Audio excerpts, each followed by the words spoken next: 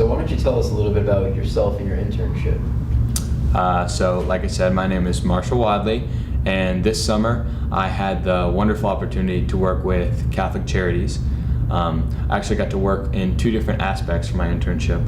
I worked over in the offices in Metairie with the Immigration and Refugee Services, and I also had the opportunity to work with the English as a Second Language program right here in Newcomb Hall at Tulane. And the two programs both fall under Catholic Charities. They do a large variety of other things, but those two kind of held the most interest for me. And they're very different, but it was so great to work in both of those aspects. It really has been awesome. Can you tell me more about your internship contribution project? Yes, so the biggest project that I worked on this summer, without a doubt, was under Immigration and Refugee Services. The position that I acquired is called the Donations Coordinator Intern. So essentially I'm in charge of all of the donations from the local community that the organization will collect and then redistribute to its various clientele, immigrants and refugees who they are sent. So basically the big project was I had to completely redo the inventory system. My supervisor, Miss Emily Gaddis, got there a few months before I did and kind of inherited this role that someone else had as a side job before, and now she came into the position taking over completely. So there was a lot of storage space, and donations were basically in this very disorganized mess when we got there. The organization has 3 storage spaces, each of which had, countless items, but nothing was organized. We really had no idea what we had. So the big project that she assigned me was basically to create an inventory system so that way we could both know what we had and then use the proper funding in order to purchase what we would need for the clients. So we started off just with a basic itemized list.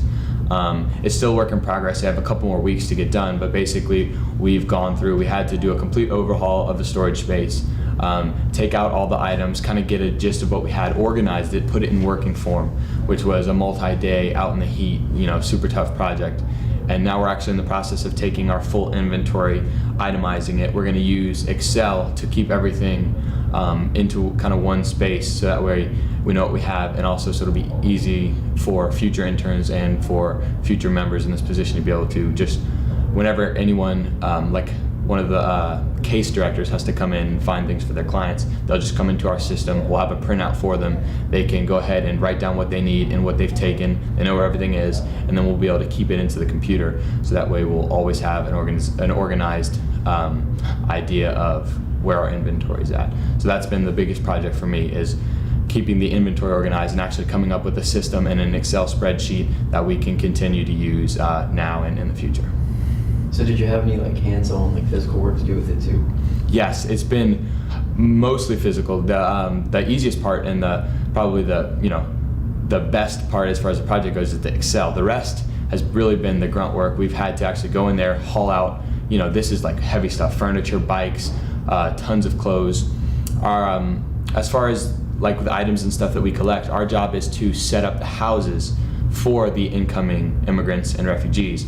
So we don't normally do the clothes and toys, but for some reason, in all the storage spaces, we had an insane amount of toys and clothes that had been donated. So the first thing that we did was take all of that out of there, because that doesn't really belong to us. And we found it had an open classroom in the office in Metairie, and we had to take all of the clothes and organize everything by size, by men's, women's clothes, and basically set up, what we did was set up essentially almost a store of clothes and toys, where as the clients come in, they can come in basically and shop for free, obviously, and come and take from those items, so that way they actually get distributed, because they had been sitting in bags in that closet for months, probably years, before we had gotten to them. So that was the biggest hands-on part of the project, was taking all these clothes and these toys that are donations that we typically don't deal with, and getting them to a space where they can actually be used and distributed to the community. And then on top of that, we had to actually take our stuff that is the donations that we use and move everything around, keep account of it, and haul everything into the different spaces so it was well organized. So which readings, videos, or discussions did you find most relevant to your particular internship? Excellent. There were definitely a few that stood out. One of the early ones, we talked about the 4 traditions of philanthropy. And to me, it was more of like a educational lecture, like explaining different ways that organizations can tackle philanthropy. But I thought it was really important because first of all, I had never really sat down and thought that there are really distinct ways that different organizations address the needs of their community, and that was big for me to actually be able to categorize it. But I thought it was super relevant to Catholic Charities because one of the things I've really been impressed with, Catholic Charities does a great job of doing all four. You know, a lot of organizations will only do one. They'll focus on relief or they'll focus on improvement. But Catholic Charities has so many programs that fall under its umbrella, they really do a little bit of everything. And I think that's really important because yes, your organization can be dedicated to relief, but if you're only relieving the immediate needs, do you ever really fix the problems, or does it continue on after that? But then you also need to have ways for improvement. You also need social justice. You need philanthropies of these two natures because you have to fix the roots of these problems in order to prevent future generations from falling victim to these sorts of issues. So I thought it's great that Catholic Charities programs tackle a wide variety of needs and kind of address the four different types of philanthropy. I also found really interesting the article we read about the white savior complex. To me, it was kind of one of the things I was worried about. I've been talking about immigration and refugee services a lot, but the other half of my internship with English as a second language, I was really worried when I started teaching because all of these adults are older than me. They're typically, you know, older adults. A lot of them have already had careers, you know, very successful, have families, and I was concerned that me being a young 21-year-old in the classroom with them, that if I sat there trying to teach them and like I didn't want them to think I felt superior. I didn't want them to think, you know, that I felt educated and privileged and was talking down to them, trying to teach them because they were lesser or something. And I was really concerned about the white savior complex. I didn't want them to think I was just there, you know, for some sort of selfish gratification because I was helping those unfortunate. They're all wonderful people, super smart, super intelligent with great careers and families. And I've really tried hard to make sure they understand that I see them that way. And I think I've been successful in that. You know, I've formed some really excellent relationships with my students, and I think we have some pretty good friendships. So I think that was successful, and I've been really grateful for that.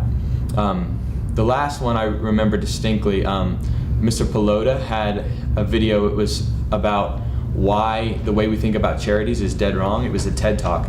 That one really stood out to me because, once again, talk about a completely different train of thought. I had never even considered some of the ideas he was proposing. I mean, I would always thought about, you know, charity work as being kind of from the goodness of your heart, you know, so why would we apply these normal business for-profit practices because, oh no, charity work is separate. We have to treat this one way. But I really agree. He really changed my mind because the things he was talking about, that's absolutely true. Being a business major, I really understand, you know, business incentives and the way to motivate people and employees. And now working in a nonprofit where it's not like that, you find the very problems he was mentioning where people, you know, aren't necessarily motivated like people in a for-business profit. You know, why can't we compensate management in these nonprofits more if they're doing a good job? It's not selfish if they want more money because we can get the best people who are going to do the best job. And why can't we allot more of the budget to marketing and advertising if it can really beef up our nonprofit? Because we would say, oh no, I want my money to go directly to the cause, which is great, but if a small increase in marketing and advertising can make the total amount of money available larger, why shouldn't we do that? And as a business major, that's so logical. It makes a lot of sense, and I had never thought about it like that. And I think if we could apply some of the things he mentioned, especially to Catholic Charities, because I know they're more of a traditional old school nonprofit, if we could apply some of the things that he was talking about, I think that could improve the organization significantly. So moving forward, how do you think your internship experience will influence your academic and professional goals? So I really enjoy teaching English as a second language.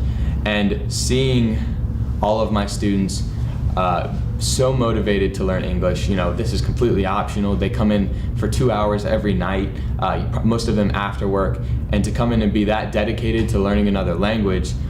I've always had the desire to learn Spanish, and I've taken many Spanish courses here at Tulane, and I've improved significantly, but I'm not really to a fluency level yet. But seeing their drive to do it, and seeing how much benefit they get from being able to speak both languages, I really feel like I'm going to pursue Spanish even more now. And I will have a little bit of availability in my spring semester, so I was trying to decide the best way to utilize my time, but I really feel like I'm going to devote that to Spanish.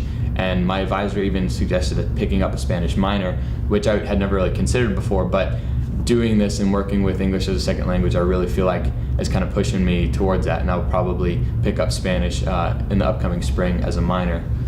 I also never really considered teaching before, but I really have fallen in love with the classroom and being in there and teaching, and the bond you form with your students and being able to help people who really want to learn. It's been an awesome experience and something I would strongly look into. I know I'm a finance major, but I have reached out to organizations in the past like Teach for America, never anything serious, but just to see what that would be like. And I think experiences like this are kind of pushing me more towards maybe finding some sort of teaching position, whether it be full-time or part-time, sometime in the future. Because I really fell in love with the idea of teaching. It's been awesome. Been a lot of fun. What feedback would you give your supervisor regarding your experience? So with my internship, I've had the opportunity to work under two different individuals, Miss Emily and Miss Amy. With Miss Emily in Immigration and Refugee Services, I would say one of the things I think she does a very excellent job with is being organized and keeping everyone on task. I've had a great experience with her. I walk into the office and she has listed out exactly what we're going to get done today. She always has goals set for us. She always has very specific details laid out. So it's really helpful coming from her, being in a management position, to have that ready to go for me. I thought that was great.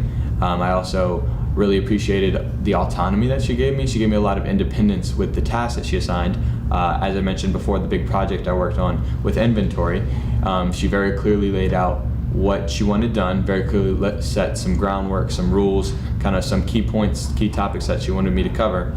But after that, she really let me go. And I think that was great, to not have somebody kind of over my shoulder the whole time trying to make all the decisions. She allowed me to make a lot of the decisions, which I think is the best way for employees to grow and learn. And that's really a great opportunity that I had working under her. With Miss Amy, once again, she was a wonderful supervisor. I really enjoyed seeing her passion. She's not there for the money, she's not there for anything else. She's there because she loves it, and she really enjoys teaching English as a second language and seeing her students grow. She's always there to provide extra resources. If I had one critique for Miss Amy, I would say it would just be to maybe provide new interns with a little bit more structure and information, because she did give us freedom, but at some points it might have been a little too much. I didn't have a lot of experience teaching in the classroom before, and especially not with making lesson plans and teaching English, but she really kind of left everything open for you and just kind of said, you got this, you could do it, kind of giving you almost too much freedom. I could have used a little more structure, at least in the first couple weeks, as far as like designing my lesson plans and helping teach. But luckily I worked with some other excellent teachers who I taught before, who kind of showed me the ropes. But I think for future interns in that position, to have a little bit more structure, especially when it comes to making lesson plans and stuff for the classes, I think that would be great. Do you really want, how are you gonna, you said this is really bad in the middle of your... No, we're just gonna cut that. That's why I started over with this month. It'll be good. Okay. What advice would you give future interns at your organization? So for English as a second language, I would definitely say when it comes to teaching the language, you have to be very open to your students, because half of the class, it ends up, I'll set out this big lesson plan, but half of the class we end up doing other things because they have so many questions, or they want to talk about this and they want to go over these topics. So you have to be flexible and be ready for that. But in the same sense, you also have to be extra and overly prepared, because 2.5 hours is a very long time to teach. And I've been in the situation a few times where I had this big long lesson plan, but we went really quickly and got through a lot of the material. So it's always good to have extra materials available. But just be overly prepared, but very flexible, because you never know. Sometimes class takes a big turn, but it's usually for the better. So be open with your lesson plans, I would say. And as far as the Immigration and Refugee Services, I would say the same sort of thing, just to be prepared. And when it comes to, if someone were to take over my position, I would highly recommend starting with the inventory before they begin collecting donations and preparing for the clientele. You definitely need to start with the inventory, make sure everything's up to date, which is kind of why we tackled that task first, because once you have a good inventory system, everything else kind of falls in place from there. So it would be good working with another organization too. If you know your inventory and you know kind of what you're working with, that's always a great place to start. And to have a good Excel spreadsheet to work off of so that it's easy for others to pick up where you left off is absolutely crucial.